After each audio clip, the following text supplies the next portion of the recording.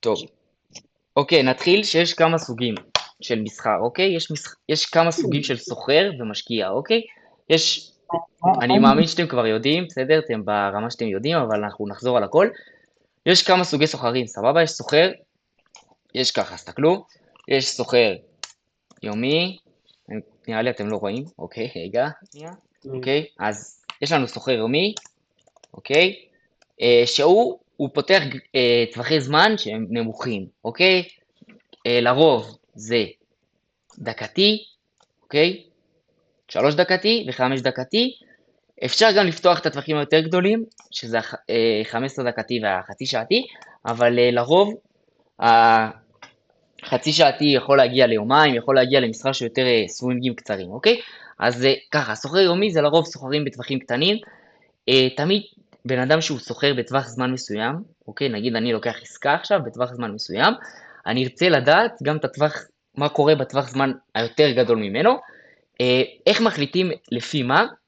אין איזה נוסחה מסוימת, אין איזה משהו שאם ככה וככה וככה, אבל כדאי לרוב לקחת, נגיד אם אתה סוחר בדקתי, לקחת החמש דקתי, אם אתה סוחר בשלוש דקתי, לקחת את ה-15 דקתי, וכאילו קפיצות, אוקיי, כאילו כל אחד איך שזה נוח לו, אבל קפיצות מסוימות שאומרות לי, אוקיי, זה נותן לי את הוודאות, אוקיי? אז אמרנו, יש לנו סוחר יומי וסוחר סווינג. סוחר סווינג זה מעל יום. סוחר יומי זה בתוך הטווחי זמן היומיים, אם העסקה נפתחת ונסגרת באותו יום, אוקיי? עכשיו ניגע מה זה בכלל. באיזה אפליקציה אתה כאילו שם מה זה? אוקיי, אז זה טריידינג ויו, זה לרוב רוב הסוחרים פותחים את כן, הגרפים כן, דרך טריידינג ויו. מה? אוקיי. לא, סבבה, סגור. אוקיי? זה אפליקציה ממש נוחה, יש פה הכל, באמת, ציורים, קשקושים, מה בא לכם, סבבה?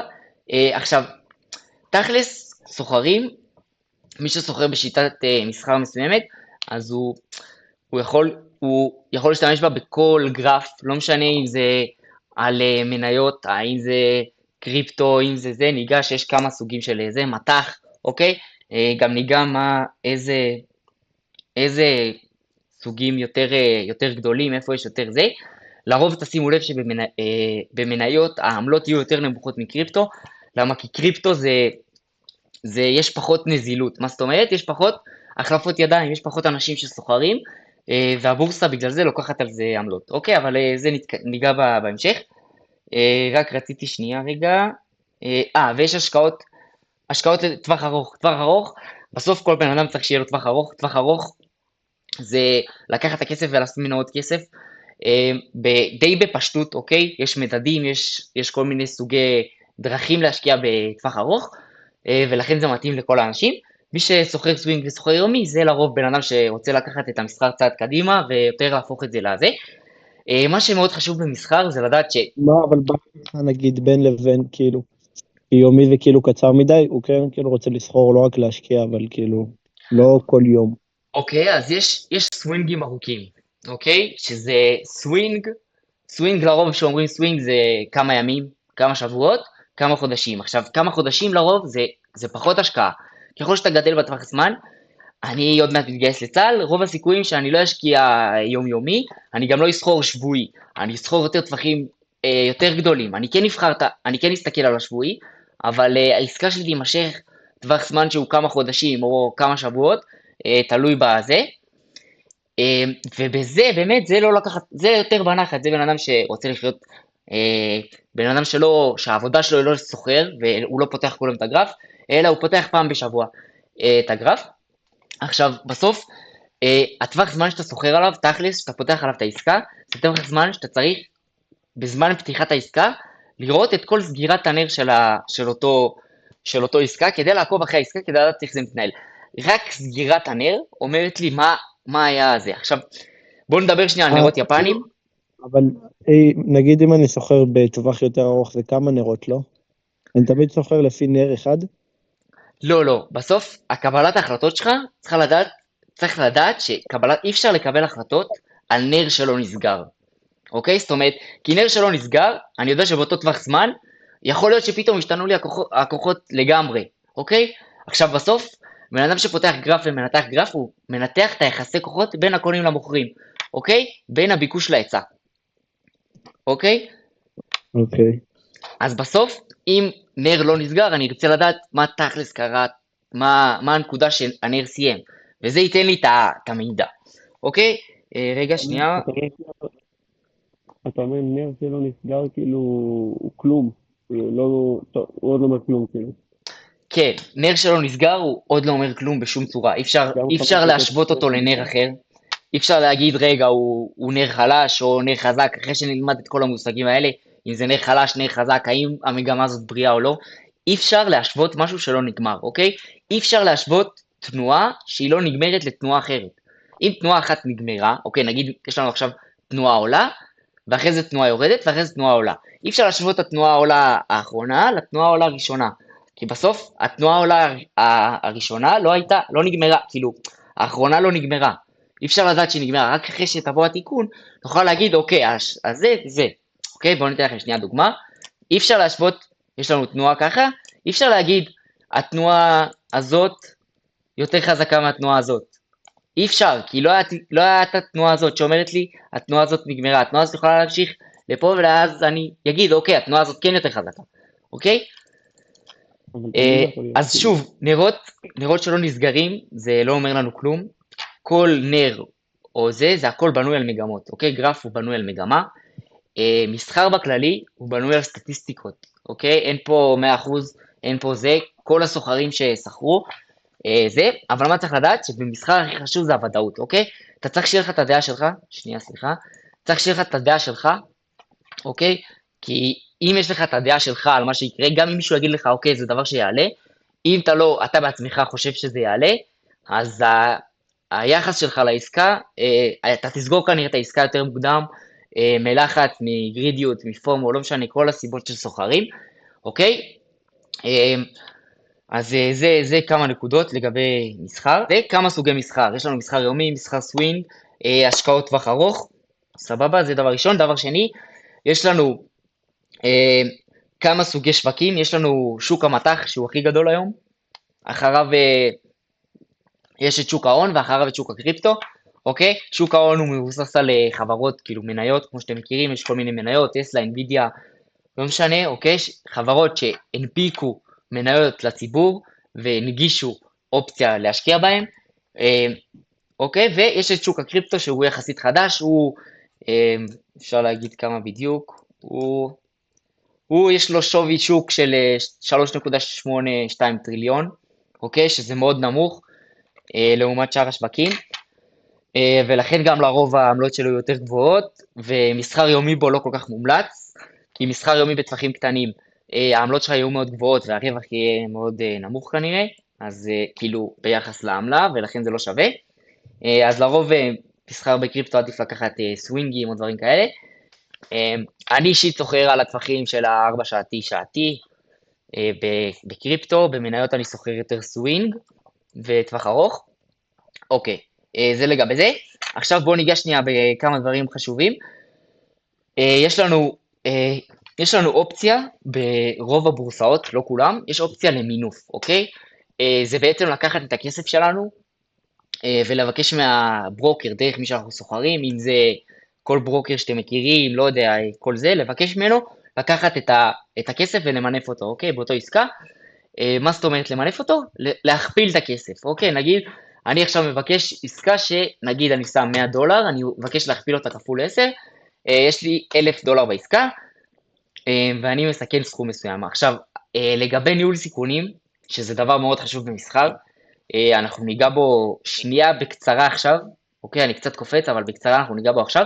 יש את הסרגל הזה שיש אותו בכל, כאילו יש אותו בטריידינג ויו, שזה סרגל שלפני כל עסקה, אני לפחות שם אותו, ואני חושב שכל סוחר צריך לשים אותו כדי לדעת איך לזה.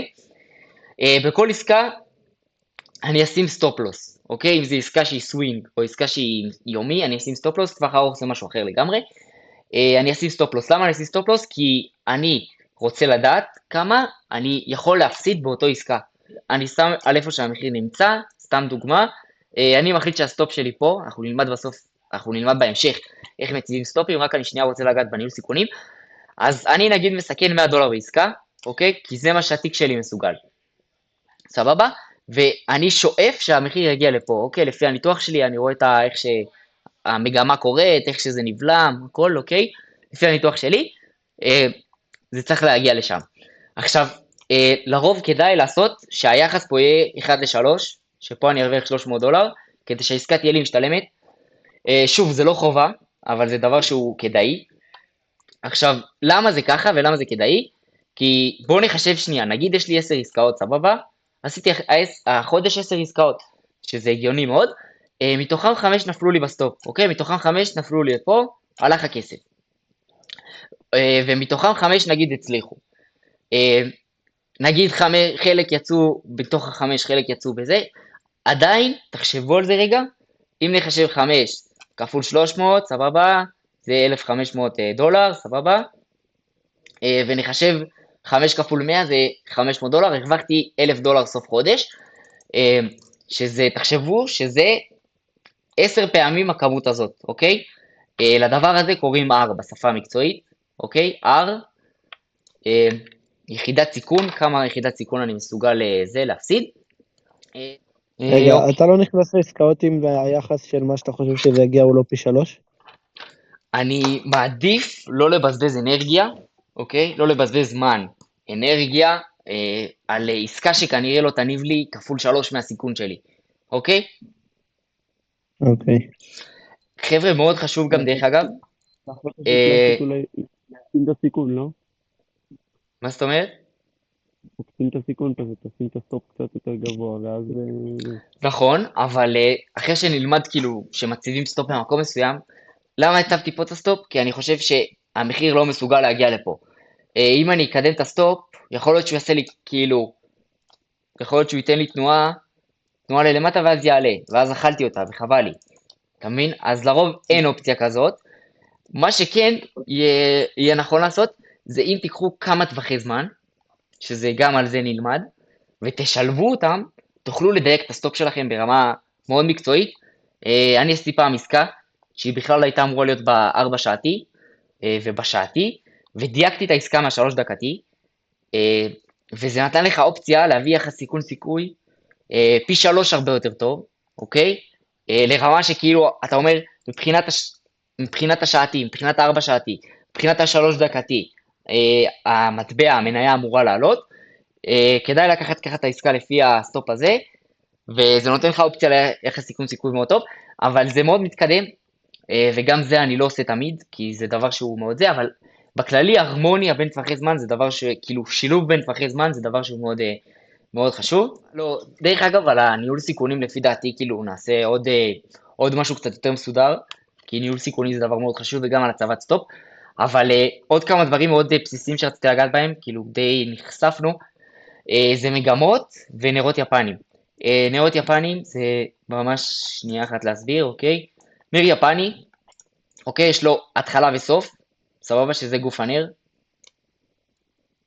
ויש לו פתילים, שזה מה שקרה באותו טווח זמן. כרגע אנחנו על השעתי, באותו שעה המחיר הגיע לפה, והמחיר הגיע לפה. נר יפני, תדעו לכם רק ההתנהגות מחיר, יכולה להגיד לי מה יהיה עתיד המטבע או הנכס, כמובן שעם שילוב של ווליום זה יהיה הדבר הכי מצוין שיש בעולם, אבל נר יפני זהו, זה ממש בפשטות, נר אדום הוא פותח למעלה, סוגר למטה, נר ירוק פותח למטה, סוגר למעלה, ויש לו את הפתילים שלו, אוקיי? בשפה המקצועית ובאנגלית פשוט, קוראים לזה spread ו-weak, אוקיי? אם תשמעו מישהו, spread ו-weak, spread זה גוף הנר, ו-weak זה הפתילים. אוקיי. אוקיי? אז זהו, זה לגבי זה, וגם תדעו שבתוך נר יש מגמה, אוקיי? עכשיו נלמד שנייה מה זה מגמה, אני מאמין שאתם כבר יודעים, אבל שנייה ניגע בזה. אוקיי, מגמה זה, יש לי תמיד מגמות, אוקיי? בכל אזור יש לי מגמה, יש לי פה נגיד מגמה עולה, סבבה? מה זה מגמה עולה? זה יצירת נמוך שהוא גבוה יותר, אוקיי? זה נמוך שהוא גבוה יותר, וגבוה שהוא גבוה יותר, אוקיי? זה מגמה עולה, מגמה יורדת, פה יש לנו איזה מגמה יורדת קטנה, סבבה? זה נמוך שהוא נמוך יותר, וגבוה שהוא נמוך יותר, אוקיי? נמוכים גבוהים וגבוהים, נמוכים וגבוהים נמוכים, אוקיי? עכשיו מה זה תחשבו גבוה? שגם באותו נר, מה, סליחה, אני שומע? מה זה גבוה, נמוך, נמוך, גבוה? כאילו מה? אוקיי, שנייה נחזור על זה. תחשוב שיש לך פה, נכון? מה קרה פה למחיר? שנייה רגע, סליחה. מה קרה פה למחיר? המחיר עלה מפה, נכון? מפה על למטה, אוקיי? והוא הגיע לפה בכל השעות האלה, אוקיי? נכון? יפה. אז מפה לפה הוא יצר גבוה חדש, אוקיי? גבוה, זה הגבוה, זה גבוה זה כאילו הטופ שיא שלו. למעלה. שיא למעלה. כן. זה נמוך, זה הנמוך למטה. פה, והנמוך פה. אוקיי? אז זה נמוך גבוה יותר, נכון? הנמוך הזה הוא יותר גבוה ממנו. נכון? והגבוה הזה הוא גבוה יותר גבוה ממנו. עכשיו מה קרה פה? היה פה תפנית בעלילה. פה קרה, ירדנו, לא הצלחנו ליצור גבוה חדש, אתה רואה? יצרנו גבוה שהוא נמוך יותר, שיא יותר נמוך מהשיא הזה, וגם נמוך נמוך יותר, אוקיי? מהנמוך הזה כרגע. סבבה? זה המצב כן. הנתון. יפה. עכשיו, בתוך נר גם יש מגמה מסוימת, אוקיי? נכון, הנר התחיל פה, אוקיי? נגיד הוא הגיע עד לפה וסגר פה. אז מה המגמה שלנו? מגמה יורדת, אוקיי? תחשבו מה קרה בנר, היה פה עלייה, ירידה וסגירה פה. נמוך, נמוך יותר, אתם רואים? כן. מי אמר שזה היה הסדר, אבל אולי זה היה הסדר. זה לא משנה, בסוף המחיר הגיע לפה, ואז עשה ככה וככה. זאת אומרת, הסגירה שלך הייתה יותר נמוכה כן. מהפתיחה, ולכן זה מגמה יורדת. זה משנה בגודל של הפתיל? אתה זה לא פשוט משנה, רואה את זה שזה נר אדום, לא? למה צריך לדעת את זה? תחשוב שאם הפתיל, נכון, לא צריך לדעת את זה, רק צריך לדעת שהכל בנוי ממגמה. למה אני רוצה שתדעו שהכל בנוי ממגמה? כי מתי שנגיע למצב שהגרף עושה ככה, אז נרצה להבין מה קורה באזור הזה, סבבה? כאילו הגרף אוקיי. לא מצליח לעלות ולרדת. אוקיי? אז פה, אם יש לך פתיל יותר גדול כמו ששאלת, אז פשוט יקרה ככה. כאילו, אתה מבין? יהיה לך יותר ירידה ללמטה פשוט, כן. ואז עלייה. חזרה יותר גבוהה. תחשוב שאם היה פה פתיל יותר גבוה, אז היה ככה, כאילו, לא, סליחה, היה ככה, ככה, ככה. כאילו, זה הירידה יותר חזקה. טוב, פשוט נסגר לנו, אז מצטער, אבל וואלה, התקדמנו, התחלנו, כל הכבוד לכם, אלופים, ויאללה, היה מטורף.